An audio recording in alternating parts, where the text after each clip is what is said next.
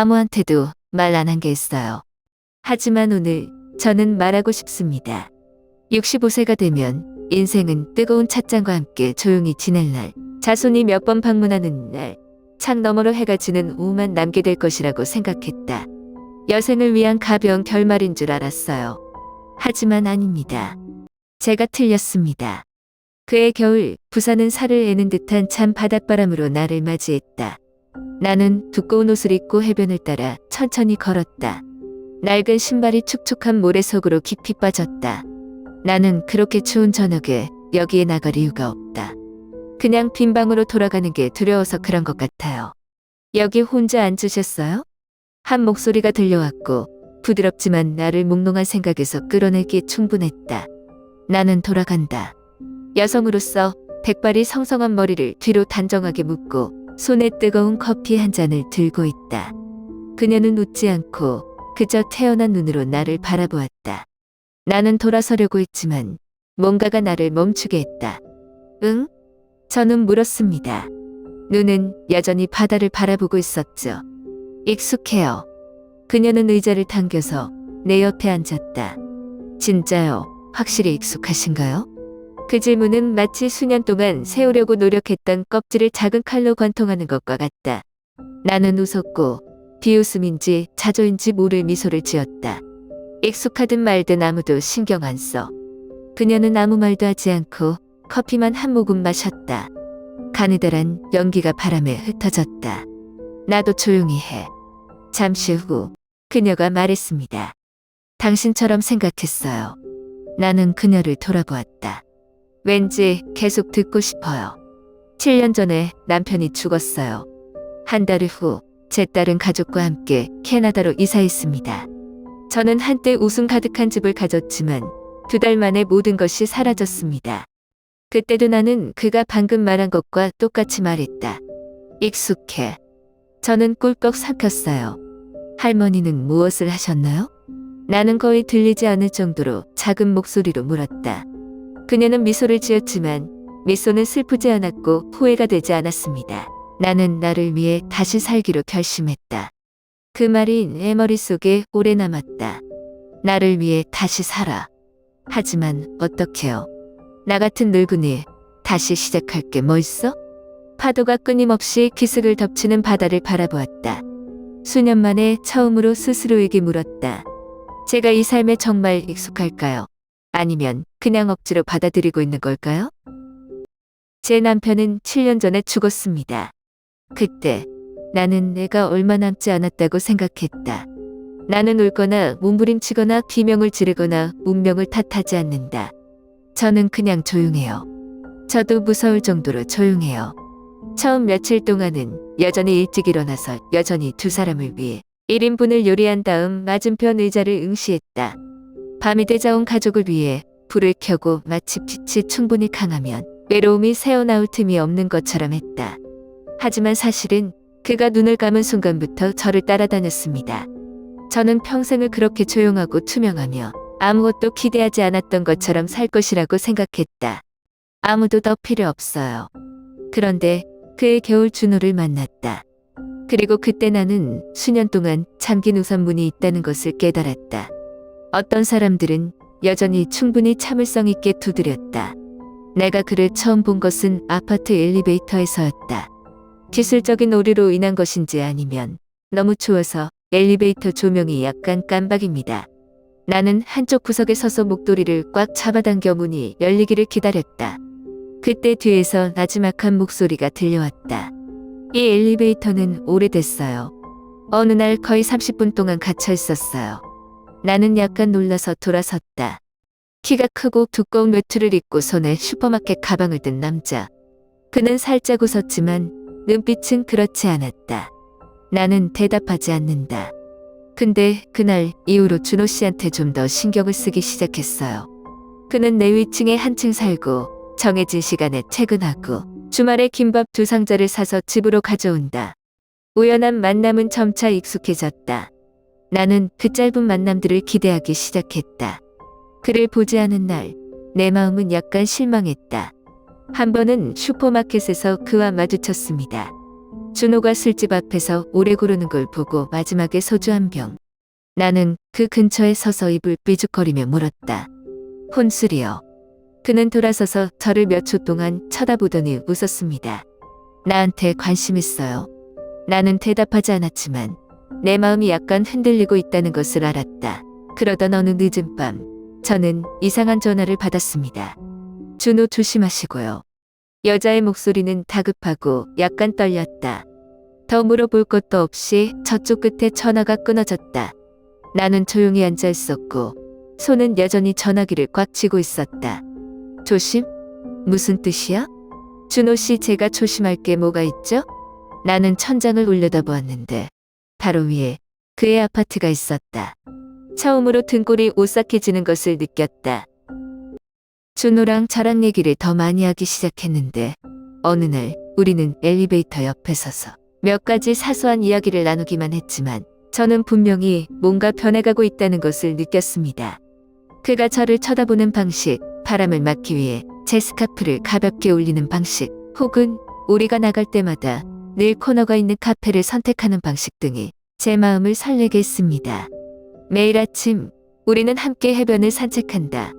차가운 바닷바람이 얼굴을 때리는 느낌이 좋았고 준호는 항상 모자를 더 내리라고 했어요. 한 번은 농담으로 웃었다. 할아버지는 못지않게 젊은 여자를 돌보는 것 같았어요. 준호는 몇 초 동안 멈칫하다가 부드러운 목소리로 대답했다. 우리가 이 나이에 사랑할 수 없을 것 같아요? 그 질문은 나를 어리둥절하게 했다. 나는 그런 식으로 사랑에 대해 생각해 본 적이 없다.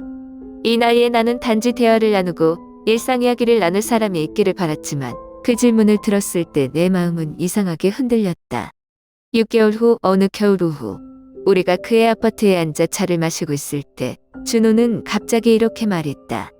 우리 같이 살까? 나는 놀라서 손에 찻잔을 거의 떨어뜨렸다.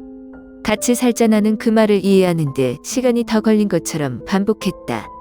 준호가 날 봐 망설임 없는 눈빛으로 외롭지 않아요? 우리 옆에 아무도 없어. 같이 살아보는 게 어때요? 나는 요리를 할 수 있고 할머니는 차를 끓일 수 있다. 우리는 함께 바다를 볼 수 있고 매일 아침 일어나서 이세오를 함께 살 수 있다. 그 제의는 나로 하여금 가슴이 한 박자 뛰어오르는 것을 느끼게 했다. 저는 관계를 다시 시작할 거라고 생각해 본 적이 없어요. 하지만 이상하게도 저는 반대하지 않습니다.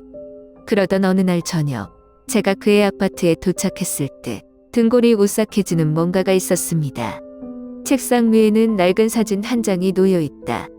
사진 속에는 원망 어린 눈을 가진 한 여성이 있다. 그 눈은 너무 강렬하고 너무 집착해서 나는 그녀가 사진을 통해서라도 나를 응시하고 있다는 느낌을 받았다. 내가 사진을 들고 목소리가 낮아졌다. 누구세요? 답이 없다. 준호가 가만히 있자 그의 손이 가볍게 떨렸다. 나는 그를 물끄러미 바라보았고 마음속으로는 형언할 수 없는 불안감이 일었다. 갑자기 그의 삶에 대한 모든 이야기가 그 어느 때보다 모호해졌다. 누군데? 그리고 더 중요한 것은 왜? 준호가 또 내가 준호한테 물어보니까 그렇게 무서워하는 거야? 우리는 함께 살아보기로 결정했다. 이 나이에 누군가와 다시 시작할 수 있을 것 같진 않지만 준호의 눈을 보면 한번 해보고 싶다는 생각이 든다. 처음에는 모든 것이 어색했다. 나는 매일 아침 부엌에 누군가가 있는 것에 익숙해져야 하고 내가 수년 동안 혼자 살아온 공간을 공유해야 한다. 그분은 아침에 라디오를 켜는 것이 습관이 되셨고 저는 조용한 것을 좋아합니다. 나는 책을 여기저기 흩뿌리고 다니는데 준호는 믿을 수 없을 정도로 깔끔하다. 하지만 제가 가장 놀랐던 것은 이런 작은 변화들이 아니었습니다. 그것은 그와 함께 있을 때 설레고 설레는 느낌이다. 한 번은 그와 내가 오래된 영화를 함께 본 적이 있다. 중간에 준호가 가볍게 제 손을 잡았어요. 단순한 주먹에 불과하지만 마치 어린 소녀 시절로 돌아간 것처럼 가슴이 두근거려요. 나는 갑자기 이 아무리 나이가 많아도 사람들은 여전히 사랑하고 사랑받을 수 있다는 것을 깨달았다. 그런데 제 몸이 말을 하기 시작했어요. 너무 많이 웃을 때 숨이 가빠지는 듯한 가벼운 가슴 통증. 어느 날 요리를 하다가 갑자기 어지러워서 넘어지지 않기 위해 책상을 만져야 했다. 나는 걱정되기 시작했다. 이 행복이 너무 늦을까? 하루만 더 내가 없으면 준호는 어떻게 되는 거야? 그러던 어느 날 밤, 저는 악몽에서 깨어났습니다. 나는 낯설고 어두운 방 한가운데 서 있는 자신을 발견했다. 방구석에 한 여자가 나를 등지고 앉아 있었다. 긴 머리카락은 늘어져 있었고 어깨는 울부짖는 것처럼 가볍게 흔들렸다. 나는 그녀의 얼굴을 잘 보지 못했지만 공포감이 나를 감쌌다. 내가 다가가자 그녀는 천천히 고개를 돌렸다. 그 눈, 사진 속의 여인이죠. 나는 깜짝 놀라 깨어났고 심장이 두근거렸다. 방은 여전히 어두웠고 창문에는 가로등 불빛만 새어 있었다. 하지만 저는 더 이상 안전하다고 느끼지 않습니다. 어둠 속에서 누군가가 나를 보고 있다는 느낌이 등골을 오싹하게 했다. 나는 준호를 돌아보았다.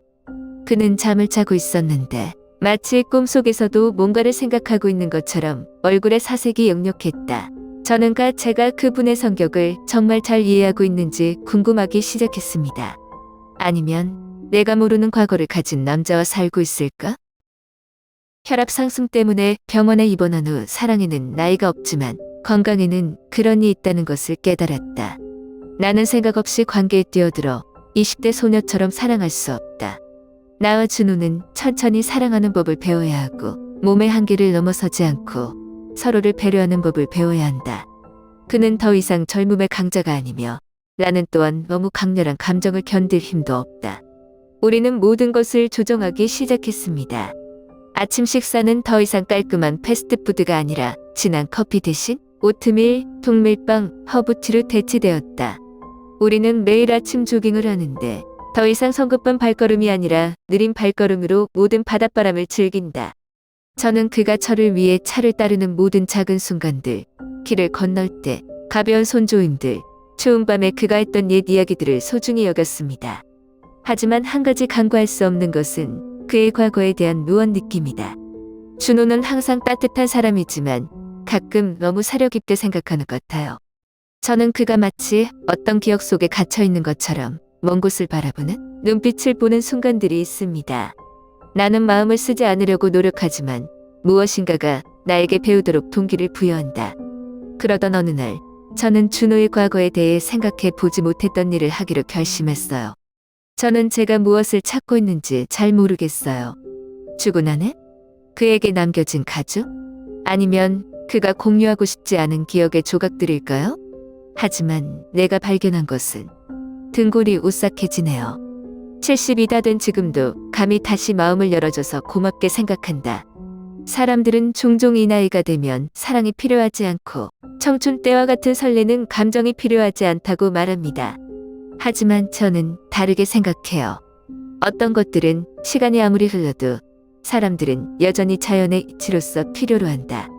매일 아침 누군가의 관심을 받고 누군가 깨어나기를 기다리고 바람이 불 때 조용히 서로를 바라볼 수 있다는 느낌은 그 모든 것이 내가 단지 존재하는 것이 아니라 여전히 살아있다는 것을 깨닫게 해준다. 저는 미래가 어떨지 모르겠어요. 언젠가는 저와 준호가 더 이상 함께하지 않을 수도 있어요. 아마도 삶은 우리를 예상치 못한 갈림길로 다시 이끌 것이다. 하지만 한 가지는 확신한다. 어떻게 끝나든 사랑에 빠진 것을 후회하지 않는다. 이 인생에서 한 번이라도 더 마음을 열어준 것을 후회하지 않는다. 근데 그 질문이 아직 남아있어요. 정말 준호 씨에 대해서 제가 다 알고 있을까요? 저는 단지 그의 일부분을 사랑했을 뿐일까요? 그가 제게 보여주기를 바라는 부분일까요? 한밤중에 잠에서 깨어나 옆에 누워있는 남자를 볼 때가 있다.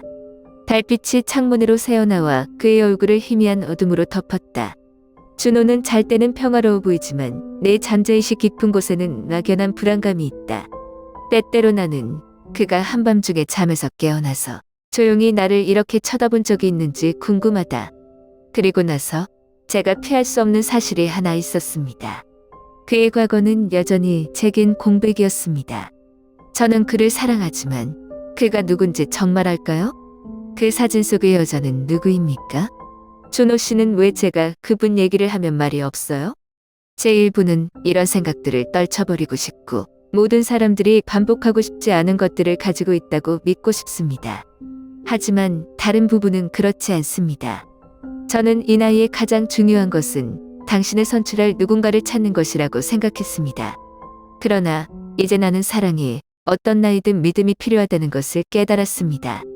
그리고 가장 무서운 것은 외로운 것이 아니라 실제로 이해하지 못하는 사람을 사랑하는 것이다. 당신은요? 당신은 황혼기의 사랑을 믿나요? 만약 있다면 당신의 이야기를 들려주세요. 왜냐하면 어쩌면 당신의 이야기가 나 자신에 대한 답을 찾는데 도움이 될지도 모르기 때문입니다.